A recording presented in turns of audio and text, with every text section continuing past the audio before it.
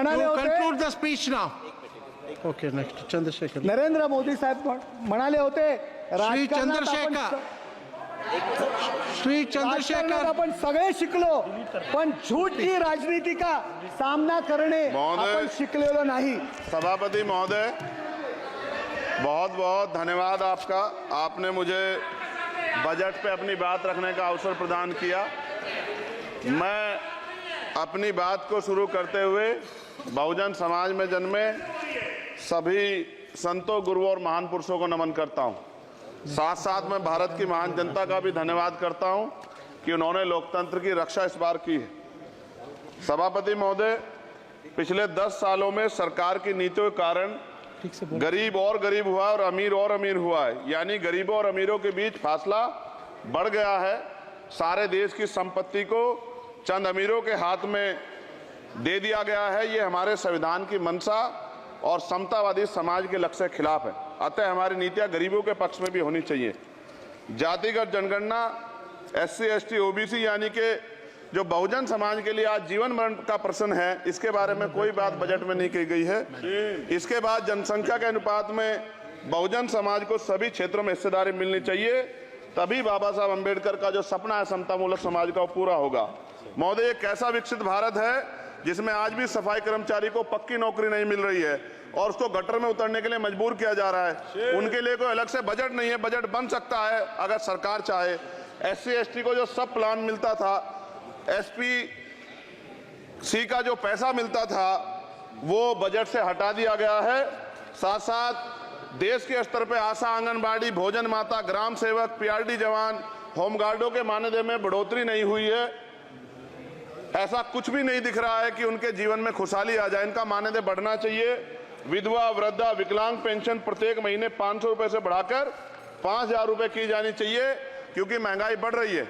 देश में प्रधानमंत्री जन कल्याण योजना के तहत SC, ST, OBC और मुस्लिम को कितने घर दिए गए, इसका कोई आंकड़ा सरकार के पास नहीं है। देश में इसी तरह SC, ST, OBC के लिए कितने परिवारों को शौचालय की व्यवस्था कराई गई। आज भी सिद्धार्थनगर जैसे जिले और तमाम जिले जो है, वहां शौचालय की व्यवस्था नहीं है। इस पर ध्यान देना चाहिए। देश भर में SC, ST, OBC के जो रिक्त पद पड़े हुए हैं, बैकलॉग भरना चाहिए। सरकार ने कुछ नहीं कहा। ये कैसी विश्व की 5वीं अर्थव्यवस्था है जिसमें आज भी SC, ST पे अत्याचार हो रहा है, महिलाओं के साथ रेप हत्या हो रही है। NCRB का डाटा पढ़ेंगे तो खून के आंसू रोने पड़ेंगे। युवा बेरोजगार है, सड़कों पे 80 करोड़ लोगों को 5 किलो राशन में जीवन यापन करना पड़ रहा है। जो बजट SC, ST को मिलता है, मेरे दाएं तरफ जो साथी बैठे उनको बुरा लगेगा, कर्नाटक में 14,732 करोड़ रुपए इन्होंने दूसरी योजना में लगा दिए और मध्य प्रदेश में आपने 95 करोड़ रुपए जो है दूसरे बजट में लगा दिए। हमारा जो मिलता है उसको तो मत छीनो भाई। MSP की लीगल गारंटी कोई बात नहीं हुई है। किसानों को जो 6,000 रुपए मिलते हैं उसको बढ़ा के 12,000 रुपए करना चाहिए और फसल बीमा जो है उसका सारा प्रीमियम सरकार भरे, किसानों पर बोझ ना लगे। रिजर्वेशन प्रमोशन में लागू नहीं किया गया, पुरानी पेंशन को बहाल नहीं किया गया, इस पर चर्चा नहीं हुई। देश में मनरेगा समय न्यूनतम मजदूरी की दर 700 रुपए होनी चाहिए। समान काम समान वेतन पॉलिसी लागू होनी चाहिए। जो रसोई की चिंता करते हुए 500 रुपए प्रति सिलेंडर से ज्यादा के दाम नहीं होने चाहिए, जो महिलाओं को राहत मिल सके। बिजली के दामों में भी कमी होनी चाहिए। बेरोजगार युवाओं को 5,000 रुपए भत्ता मिलना चाहिए, जो बेरोजगार युवा जो है अपनी पढ़ाई या अपना खर्चा उठा सके। मैं अपने क्षेत्र के विषय में महोदय आपसे कहना चाहता हूं कि पश्चिम यूपी में नगीना में एक एम्स बनना चाहिए, एक IIT बननी चाहिए, एक IIM बनना चाहिए। नगीना लोकसभा में उद्योग धंधे लगने चाहिए। नगीना की कताई मिल जो है उसको पुनः शुरू कराना चाहिए। RRTC जो योजना है सरकार की, उसको मेरठ से आगे बढ़ाकर मुजफ्फरनगर, सहारनपुर से नजीबाबाद, नगीना होते हुए उसको नगीना तक ले जाना चाहिए। साथ साथ नजीबाबाद से मुंबई के लिए एक ट्रेन चलनी चाहिए और नगीना, श्योरा, किरतपुर में रेलवे के ओवरब्रिज बनने चाहिए। सभापति महोदय, सामाजिक न्याय मंत्रालय को 13,000 करोड़ रुपए दिए गए और जनजाति कार्य मंत्रालय को 13,000 करोड़ रुपए दिए, कुल 26,000 करोड़ रुपए, जो कुल बजट 48.20 लाख का लगभग 0.54% है। जबकि हमारी संख्या 25% से ज्यादा SC, ST की और बहुजन समाज की मिलाओगे तो 85% से ज्यादा है। और हमारे विकास के लिए सरकार 1% पैसा खर्च कर रही है, जो मिलना हमें चाहिए, जबकि मिलना हमें 25% चाहिए। ये ऊंट के मुंह में जीरा के समान है, कहावत हमने बहुत दिन सुनी थी। पिछले लंबे समय से हमारे साथ धोखा हो रहा है। लेकिन अब ये नहीं चलेगा। चंद लोगों की तराजू से देश के संसाधन नहीं बटेंगे।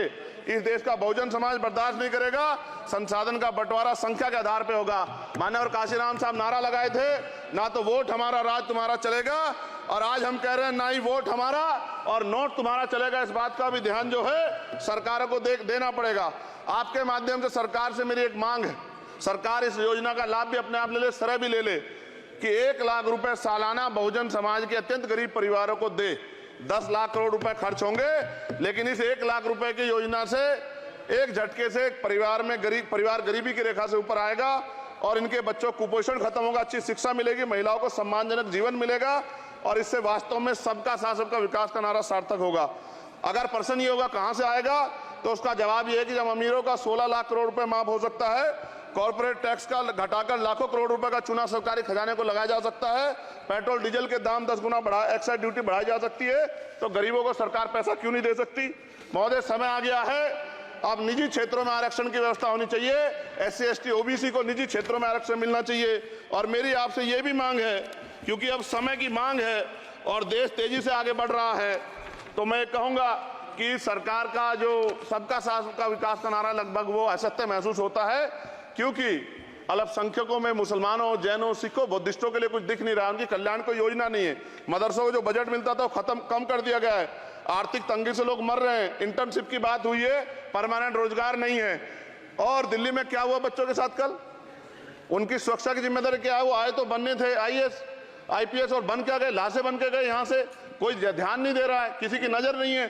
साथ साथ मैं आपसे ये भी आग्रह करूंगा कि हम ग्रामीण क्षेत्रों से आए लोग देश से बड़ा प्रेम करते हैं और हम ये महसूस करते हैं कि सरकारें हमें सुनेंगी, सरकारें हमारे बारे में सोचेंगी।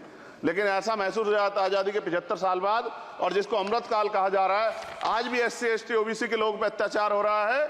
अभी 2 दिन पहले गोली से उड़ा दिया गया गाजियाबाद में, और राजस्थान में गर्दन काट दी गई। ये घटनाएं देख के डर लगता है, घर से निकलते हुए भी कि आने घर वापस लौटेंगे नहीं लौटेंगे। तो मेरा सरकार से आग्रह है, अगर आज़ादी के 75 साल बाद भी हमारी हत्या हो रही है, तो हमारी मां को भी दर्द हुआ होगा जब उसने हमें पैदा किया हो। हमारी बहनों को भी हमारे खोने का दर्द होता होगा। कैसी कानून व्यवस्था है आपकी? सब कुछ है आपके पास, फिर भी जो है महिलाओं पर रेप नहीं रोक पा रहे हो, हत्याएं नहीं रोक पा रहे हो, गरीबों, दलितों, पिछड़ों, किसानों, मजदूरों की जान नहीं बचा पा रहे हो। किसान सुसाइड कर रहा है, नौजवान सुसाइड कर रहा है, और बड़ी बड़ी बातें होती हैं, इधर भी अच्छे लोग हैं, इधर भी अच्छे लोग हैं, लेकिन अच्छाई तब होगी जब जमीन पे भी कुछ काम दिखाई देगा। और जमीन पे महोदय कोई काम दिखाई नहीं दे रहा है। जब कोई योजना की बात आती है तो सरकार हमसे मुंह मोड़ लेती है। आप बताइए, एजुकेशन का बजट कम कर दिया, हेल्थ का बजट कम कर दिया। मैं अपने क्षेत्र में गया तो आप विश्वास कीजिए, डॉक्टर नहीं है, स्कूल में मास्टर नहीं है, और कोई भर्ती ऐसी नहीं जिसका पेपर लीक नहीं होता है।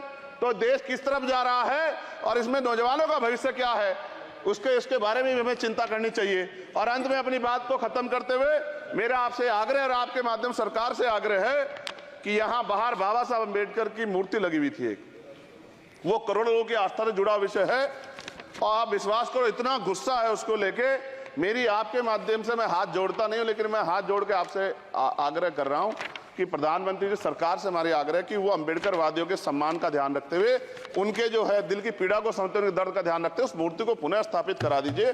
अगर इसमें कोई राजनीतिक कारण अलग बात है, लेकिन मैं कंक्लूड कर रहा हूं। मगर मैं आपसे कहना चाहता हूं, इसमें बहुत गुस्सा है। जिस दिन अम्बेडकरवादी गुस्सा हो जाएगा, वो फिर इस सरकार को जो 24 में आ गई है, वो आने वाले चुनाव में ऐसा सबक सिखाएगा कि दोबारा पलट के नहीं देख पाओगे। तो मैं आपका धन्यवाद करता हूं, और मुझे विश्वास है कि सरकार मेरी बातों पे गौर करेगी और गरीबों के बारे में सरकार सोचेगी, गरीबों को आगे बढ़ने के अवसर प्रदान होंगे। धन्यवाद।